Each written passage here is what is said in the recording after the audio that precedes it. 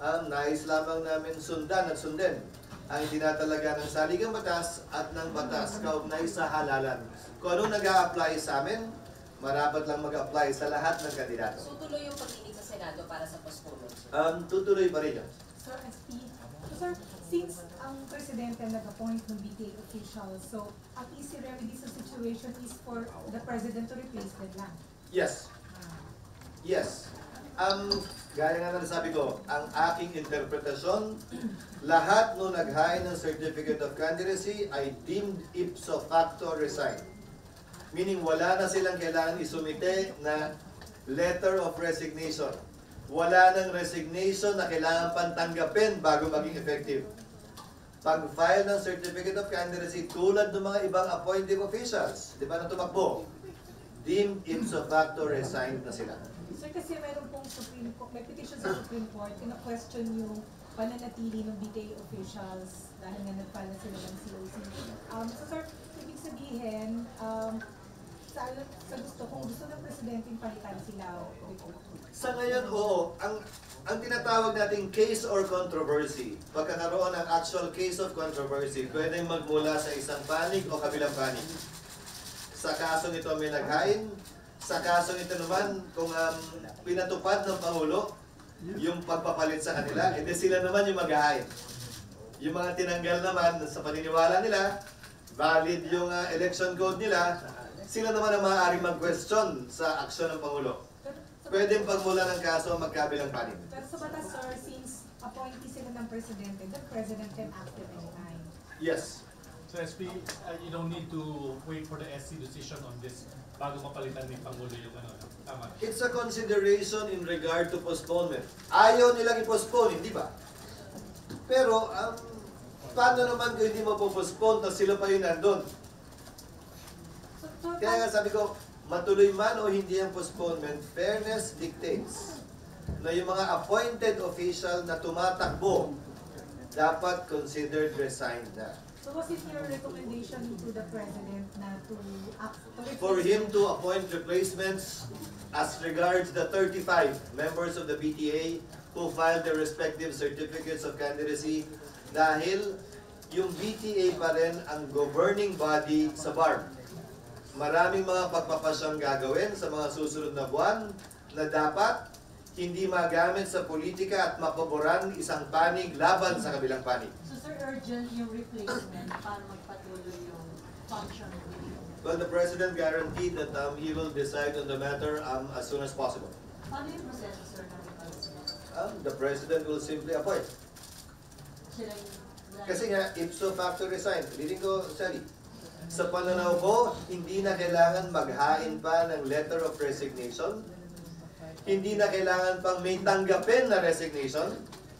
Kasi nga, mere filing of the COC, the appointed official is deemed ipso facto resign.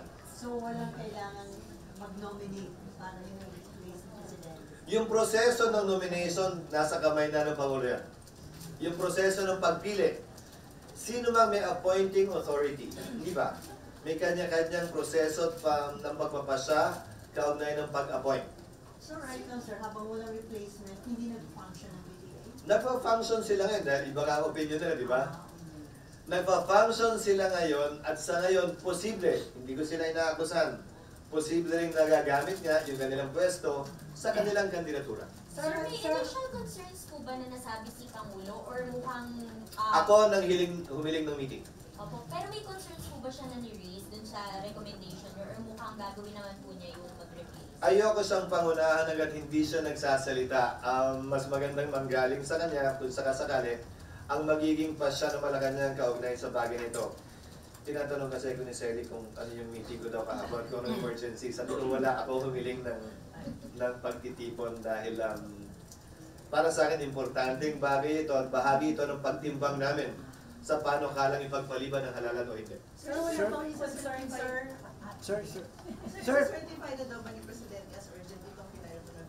Hindi pa pwedeng i-certify. Alam niyo yan, dun sa mga matagal na sa Senado at Kongreso, nasa certify lamang isang bill kapag ka-final na ang committee report.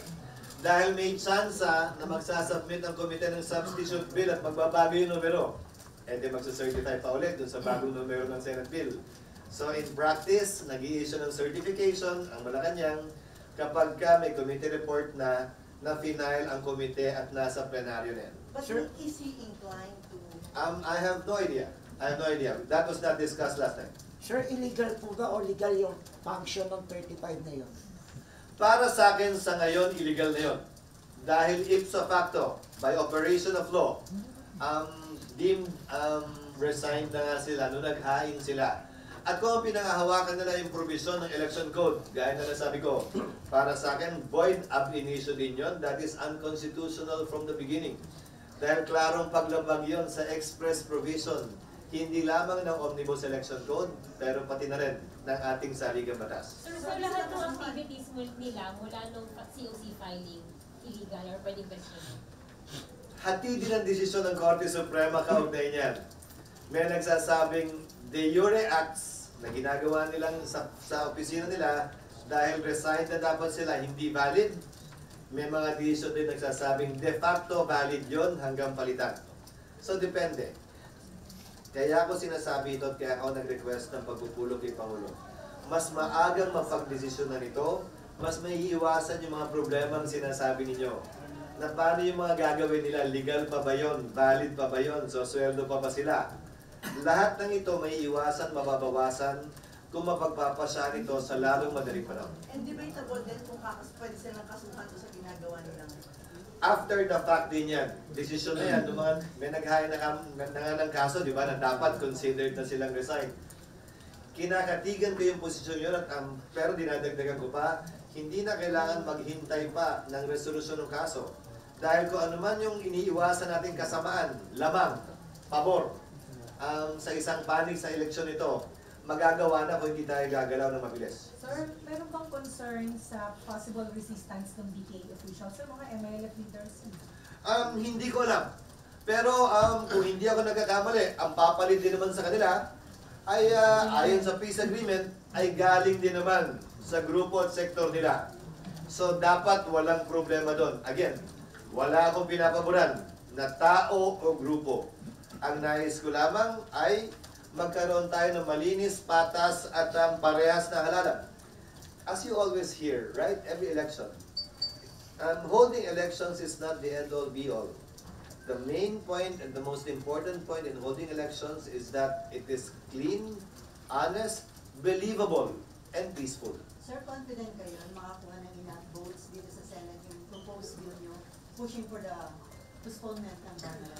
Hindi pa ako nagtatanong sa aking mga kasamaan. Ulitin ko, hinahin ko yun para masimulan ang diskusyon. Ako mismo, kabilang na itong sinasabi ko sa inyo ngayon, nag-aaral kaugnay nito at unti-unti ko pa rin natututunan ang mga bagay-bagay kaugnay nito. Hinahin ko yung panukalang batas ng postponement para mapag-usapan, para mapag-diskusyonan, para nandun yung posibilidad. Dahil hindi naman ganun kadali magpasa ng batas. Kung gaano katagal ang kinakailangan namin para pagpasahan ito, kung may boto man o wala, hindi ko pa masasagot yan. Pero yung sabi ng COMELEC, sir, dapat December mag-decide kayo kasi mag-brief na sila ng mga ballot. Special election yon. Hiwalay na balota yon. Hindi sir, isasama na daw po yun. Hindi. Magkahiwalay. Kung sabay man ang eleksyon, magkahiwalay pa rin na balota. Hindi magkasamang balota yon. Hinihiling ang COMELEC ay may December deadline sa pagpiprint ng balota dahil sa national officials.